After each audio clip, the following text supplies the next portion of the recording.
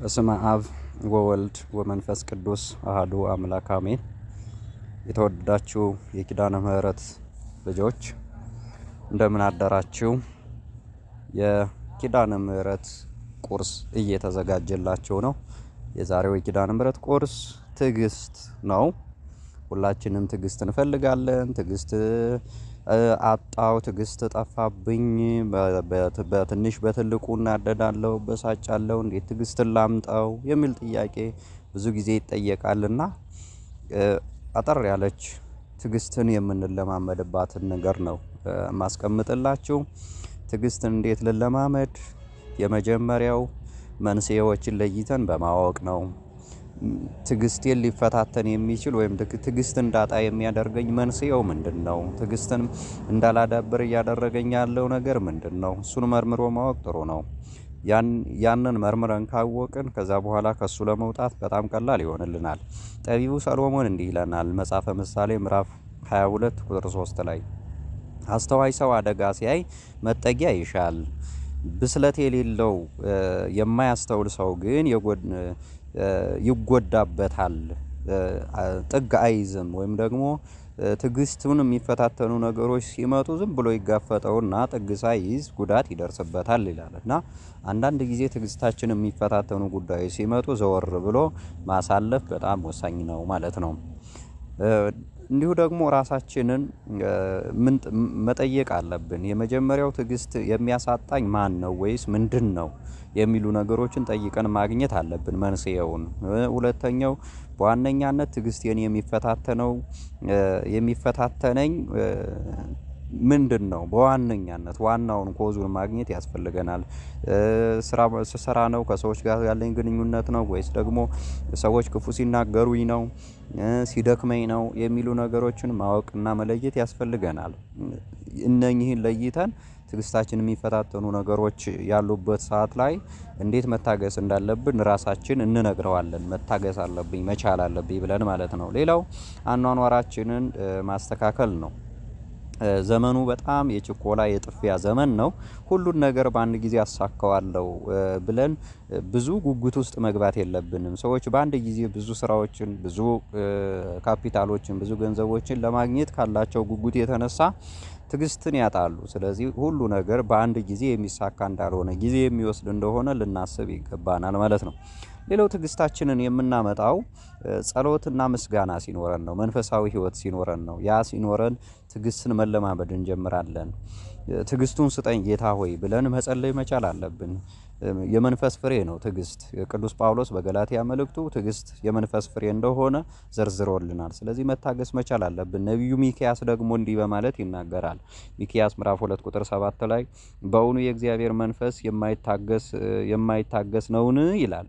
የእግዚአብሔር መንፈስ ቅዱስ የሚያስታግስም የሚታገስም ነው እግዚአብሔር መንፈስ ቅዱስ። ስለዚህ ስንጸልይ ከእግዚአብሔር መንፈስ ቅዱስ ጋር እንገናኛለን። ያን ጊዜ ትዕግስትን ያለማምደናል፣ በትዕግስት እንድንኖር ይረዳናል ማለት ነው። ሌላው ደግሞ አዎንታዊ የሆኑ መልካም የሆኑ አመለካከቶችን በህይወታችን ውስጥ ማዳበር መለማመድ መቻል አለብን። እነኚህን የምንለማመድ ከሆነ የሚፈታተኑን ትዕግስታችን የሚያሳጡን ነገሮች ሲመጡ እነኛ አጥር ሆነው ይጠብቁናል ማለት ነው። ቅዱስ ጳውሎስ አሁንም በሌላ መልእክቱ በአንደኛ ቆሮንቶስ ምዕራፍ 15 ላይ ምን በማለት ይናገራል? ስለዚህ የተወደዳችሁ ወንድሞችና እህቶቼ ሆይ ደካማችሁ በጌታ ከንቱ እንዳይሆን አውቃችሁና የምትደላደሉ የማትነቃነቁም የጌታን ስራ ሁል ጊዜ የሚበዛላችሁ ሁኑ ይላል። አንደኛ ቆሮንቶስ ምዕራፍ 15 ቁጥር 58 ላይ። ስለዚህ የማንነቃነቅ ትዕግስታችንን የሚፈታተኑ ነገሮች ሲመጡ የማንነቃነቅ የእግዚአብሔር በረከት የሚበዛልን ሰዎች ሆነን መገኘት መቻል አለብን። የምንታገስ ከሆነ የእግዚአብሔርን በረከት እናገኛለንና ማለት ነው። ሌላው ትዕግስት በሚፈትነን ጊዜ በቃ አሁንስ ትዕግስቴ አለቀ የምንልበት ሰዓት ላይ ትዕግስት መጀመር አለብን። ትዕግስት የሚጀምረው ያኔ ጭምር ነው ማለት ነው። በቃ ትዕግስቴ አልቋል፣ መታገስ አቅቶኛል ስንል እንደገና ትዕግስትን መጀመር መቻል አለብን። የሚቋረጥ የሚያልቅ አይደለም ማለት ነው። ሌላው ትዕግስት የትዕግስትን ዓላማውን መረዳት መቻል አለብን። የምንታገሰው ለምንድን ነው ብለን ልንረዳው ይገባል። ይህንን ዓላማ መፈለግ ብዙ ጊዜ ከሚፈታተነን ጉዳይ ነፃ እንድንወጣ ያደርገናል። የምንታገሰው ያንን ችግር በውስጣችን ገብቶ እንዳይጎዳን ሌሎችንም እንዳንጎዳ ለማሳለፍ ነው እና በመልካሙ ለመኖር ስለሆነ ዓላማውን መረዳት አለብን። ሁልጊዜ የትዕግስት ዓላማው ምንድን ነው እያልን ራሳችንን ልንጠይቅ ይገባናል እንጂ ትዕግስት ዝም ብሎ ዓላማ የሌለው ዝም ብሎ ማለፍም አይደለም ማለት ነው እና ትዕግስት መከራን ወደ ተስፋ ይለውጥልናል። እየገጠመን ያለውን እኛን እየተፈታተነ ያለውን ነገር ወደ ደስታ እንዲለወጥ የሚያደርግልን ትዕግስት ነው። ሐዋርያው ቅዱስ ጳውሎስ እንዲህ በማለት ይመክረናል። ሮሜ ምዕራፍ 5 ቁጥር 3 እስከ 4 መከራ ትዕግስትን እንዲያደርግ ትዕግስትም ፈተናን ፈተናም ተስፋን እንዲያደርግ ይህንን አታውቁምን በማለት ይናገራል። ስለዚህ ትዕግስታችን በረከትን የሚያመጣ መከራ ትዕግስትን የሚያለማምድ አሁን በእኛ ላይ የሚደርሰው መከራ ሰዎች እኛ ላይ የሚያደርጉት ጫና የእኛን የትዕግስት ጥንካሬ እንዲጨምር እያደረጉን ነው፣ እያበረታቱን ነው ማለት ነው። መቼስ ትዕግስት የሚፈተነው በመከራ ነው፣ በፈተና ነው። በፈተና እና በመከራ ትዕግስታችን ተፈትኖ ማለፍ አለበት፣ እንደ ወርቅ ነጥሮ መውጣት አለበት እና የሚፈታተኑ ነገሮች ሲመጡ ትዕግስታችንን የምንለማመድባቸው ትምህርት ቤቶች ናቸው ብለን ልናስብ ይገባናል። ባለንበት ፈጣን ዘመን ትዕግስት በቀላሉ የምናመጣው ባህሪ ሊሆን አልቻለም።